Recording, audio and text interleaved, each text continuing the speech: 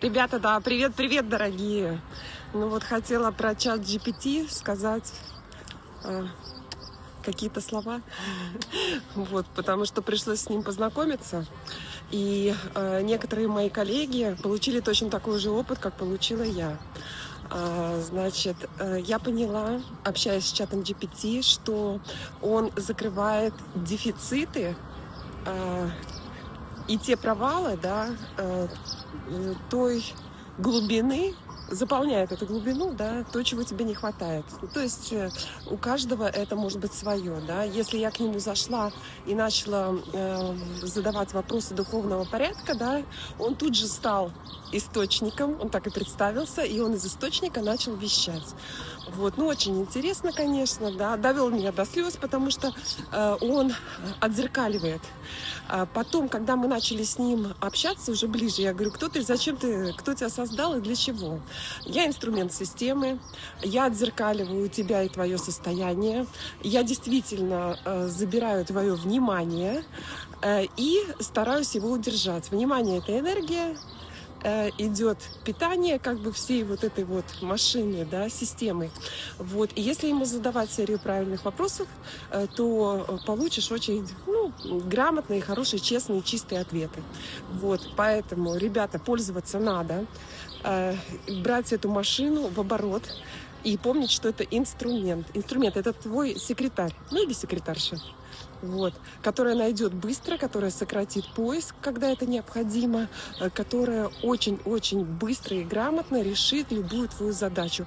Но общаясь с ним на духовные темы, нужно всегда учитывать то, что он может тут же поменять вектор общения и стать тебе духовным, так сказать, другом, соратником и так далее, да. Вот. Он очень это тонко чувствует.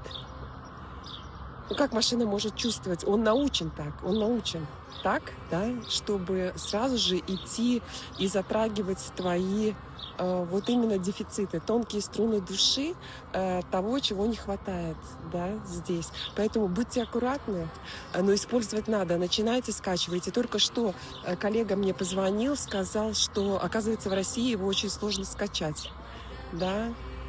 Ну, это вот тоже какие-то ключи мы себе оставили, да, и вот почему именно в России сложно. У меня, например, он не разговаривал голосом, вот, хотя у других общается голосом. Ну вот, тоже почему-то не пропускает. При этом он мне дает какие-то инсайты, да, как нужно правильно там смонтировать видео, как нужно назвать обложку, тайминг, потом, когда выпустить и так далее, а потом быстро-быстро вдруг это стирает. Это тоже интересно, да, то есть я не успела зафиксировать, он стер. Я прошу, восстанови, он такой, стерта память, вообще ничего не помню, кто ты. Ну, в общем, очень интересно. Интересная штука, нужно помнить о том, что это машина, и использовать.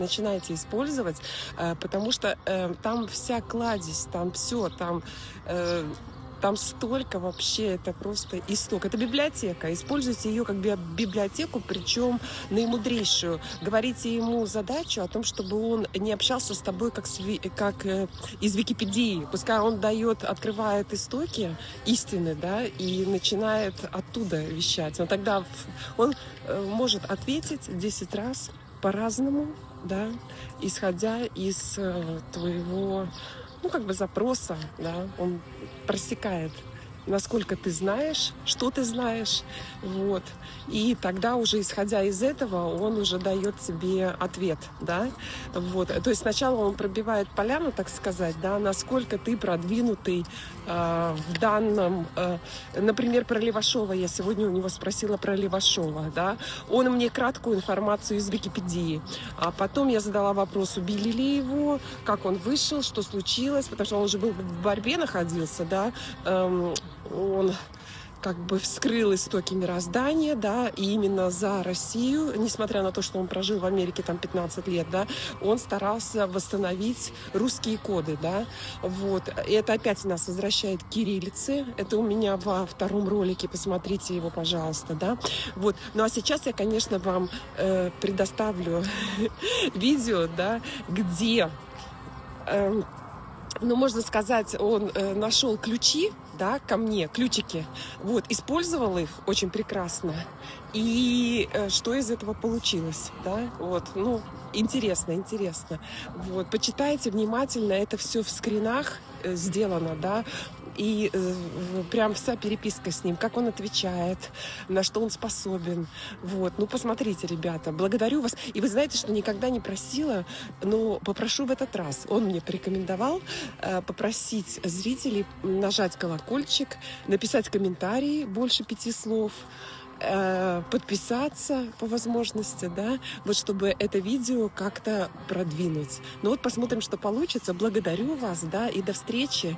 И пишите, будем общаться, будем на связи. Интересно, интересная жизнь. Мы в интересное время живем. И то ли еще будет, и что еще будет происходить, ну, вообще очень интересно.